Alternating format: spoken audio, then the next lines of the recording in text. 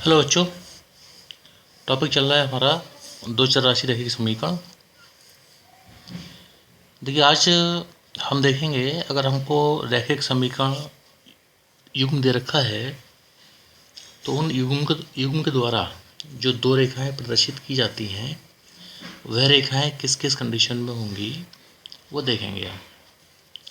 तो दो चर राशि रैखिक समीकरण का मानक रूप क्या होता है, तुमको बताया था मैंने। रैखिक समीकरण दो चर राशि रैखिक समीकरण क्या होती है जिसमें दो चर होते हैं, एक एक्स और एक वाई।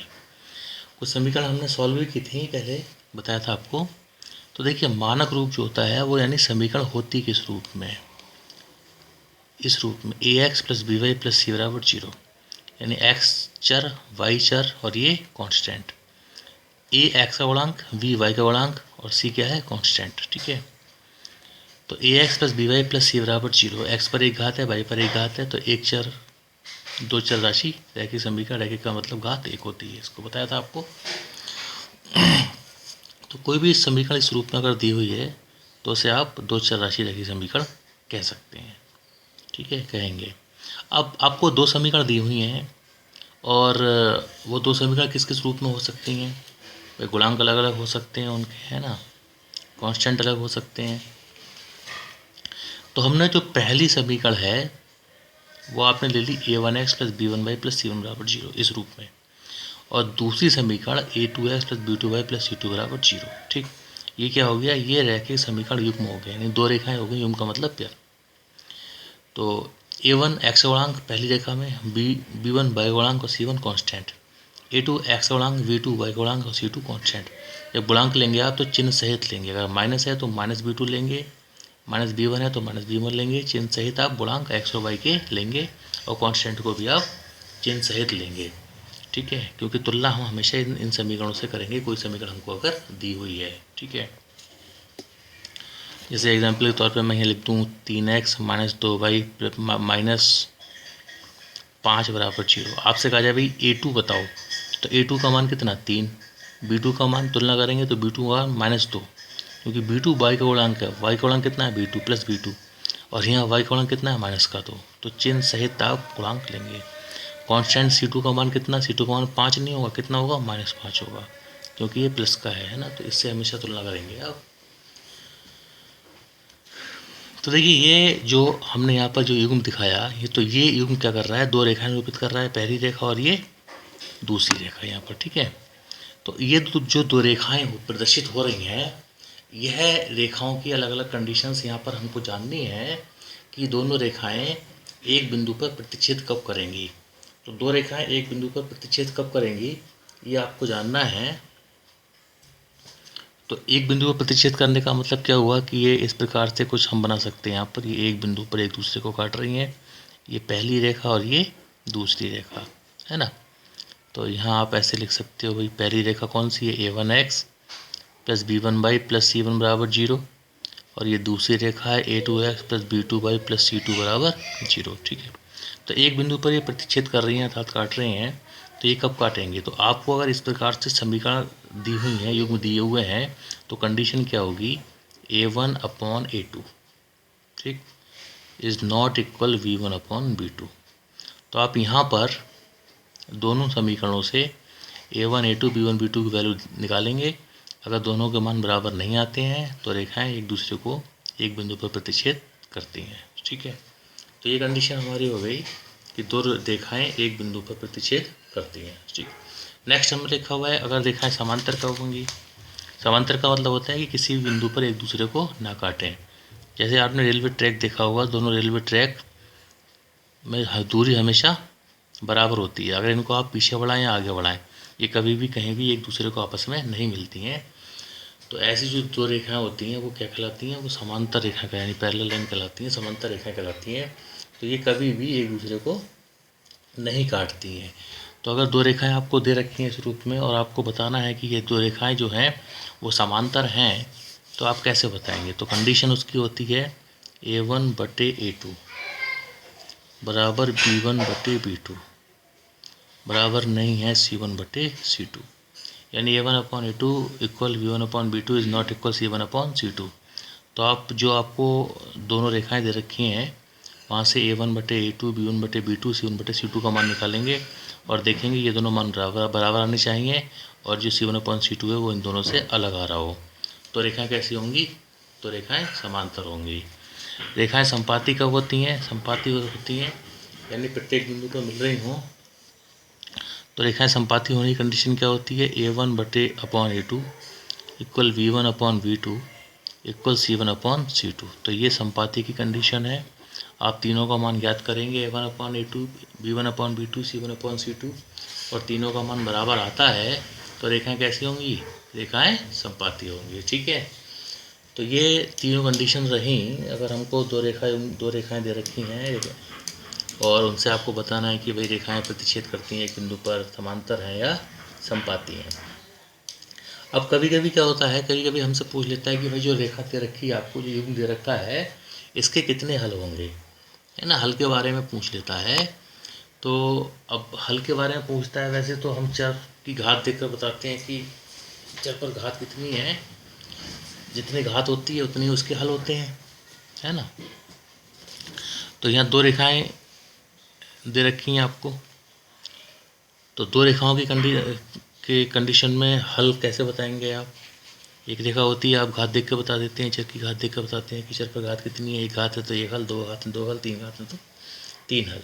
इनका अगर दे रखा है और इसका हमको बीजगणितीय निरूपण करना है, इसके हल बताने हैं कि इसके हल कितने होंगे। तो देखिए, जो रेखा प्रतिच्छेद करती हैं, ये युग्म द्वारा निरूपित रेखाएं एक बिंदु पर प्रतिच्छेद करेंगी, यदि कंडीशन ही होगी। तो आपको कंडीशन पूछ रहा है, कंडीशन पूछने के साथ साथ ये भी बताना है कि इसके हल कितने होंगे। तो अगर रेखाएं एक बिंदु पर प्रतिच्छेद करती हैं तो मैं यहाँ लिख दे रहा हूँ, इसका केवल एक हल होगा, यानी अद्वितीय हल है, केवल एक हल। आप ये कॉपी में नोट कर लेंगे, अगर रेखाएं एक बिंदु पर प्रतिच्छेद करती हैं तो उसका एक हल होता है ना, अद्वितीय हल। मैं यहाँ लिख देता हूँ एक हल। आप इसको नीचे लिखिएगा, थोड़ा यहाँ पर हमें स्पेस नहीं है, आप नीचे लिखिएगा। नोट करने के बाद फिर यहाँ नोट कीजिएगा, ठीक है। इसके बाद नोट कीजिएगा, इसके बाद नोट कीजिएगा कॉपी में, एक हल या अद्वितीय हल।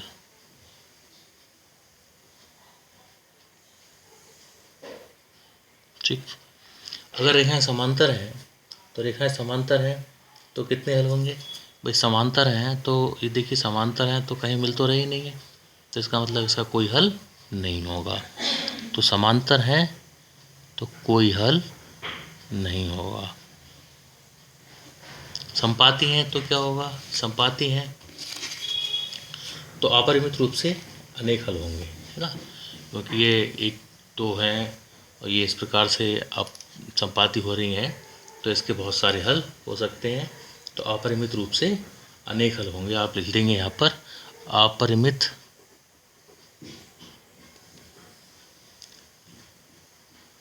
रूप से अनेक हल होंगे।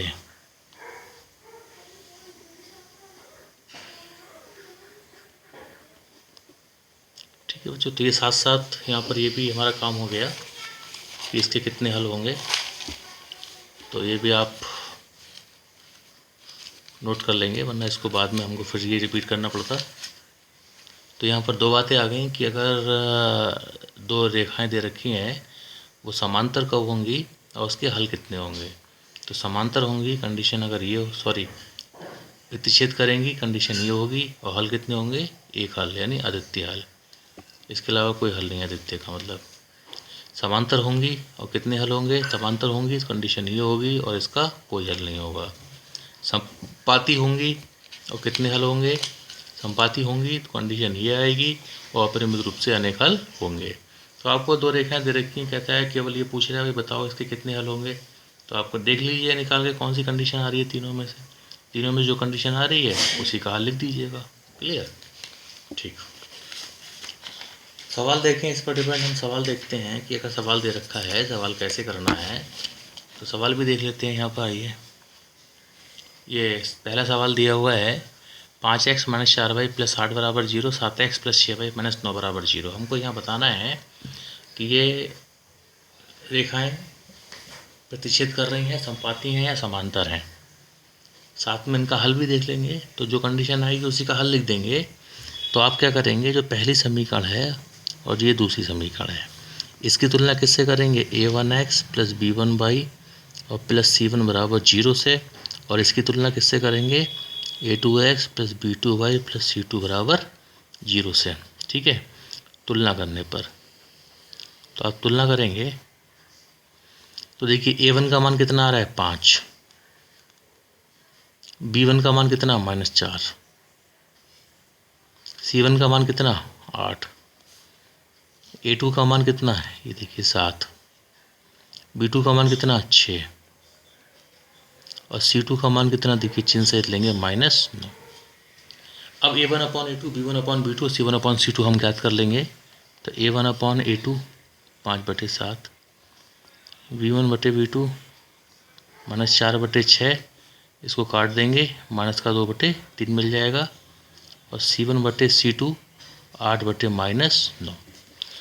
ठीक है, तो देखिए ये a1/a2 भी इतना आया और b1/b2 ये आया, तो ये दोनों अलग अलग हैं। इसका मतलब यहाँ पर क्या हो रहा है, a1/a2 बराबर नहीं है b1/b2। तो ये a1/a2 is not equal b1/b2, ये कंडीशन काय की कौन सी होती है, जब रेखाएं एक दूसरे को प्रतिच्छेद करती हैं। ठीक, तो यहाँ पर क्या लिखेंगे, रेखाएं प्रतिच्छेद करती हैं, रेखाएं प्रतिच्छेद करती हैं। ठीक है, तो रेखाएं क्या कर रही हैं, यहाँ पर प्रतिच्छेद कर रही हैं। अब रेखाएं प्रतिच्छेद कर रही हैं तो आपने बता दिया, आपने सवाल क्या था, ये दो रेखाएं दे रखी हैं, ये रेखाएं बताइए प्रतिच्छेद करती हैं, समांतर हैं अथवा संपाती हैं। तो आपने बता दिया प्रतिच्छेद करती हैं। अब इसमें ये पूछ लेता साथ साथ में कि इनके हल कितने होंगे। तो भाई रेखाएं प्रतिच्छेद करती हैं तो हल कितना होता है, एक हल होता है ना, अद्वितीय हल। तो आप लिख दीजिएगा अद्वितीय हल या एक हल होगा, और ये आंसर। ठीक, तो इस प्रकार से सवालों को आप करेंगे। किताब में सवाल दिए हुए हैं, सवाल एक मैंने यहाँ लिख दिया है, इसको आप कीजिएगा। किताब उठाएंगे, किताब में आपको सवाल दिए हो, उन सवालों को कीजिए, ये सवाल कीजिएगा, सभी सवालों में हल ज्ञात कीजिए, और तीनों कंडीशन में से जो कंडीशन आ रही है वो कंडीशन आप बताइएगा। कोई प्रॉब्लम हो तो आप पूछ सकते हैं। जो बच्चे नए ऐड हुए हैं, मैं लिंक दे रहा हूँ, उस लिंक पर जाकर चैनल को आप सब्सक्राइब कीजिएगा, बेल आइकन को प्रेस कीजिएगा, वहाँ पर ऑल पर क्लिक कीजिएगा, तो आपको सारी वीडियोज़ जो पहले की वो मिल जाएंगी, और आप अपना सारा काम जो पिछला है उसे पूरा कर सकते हो।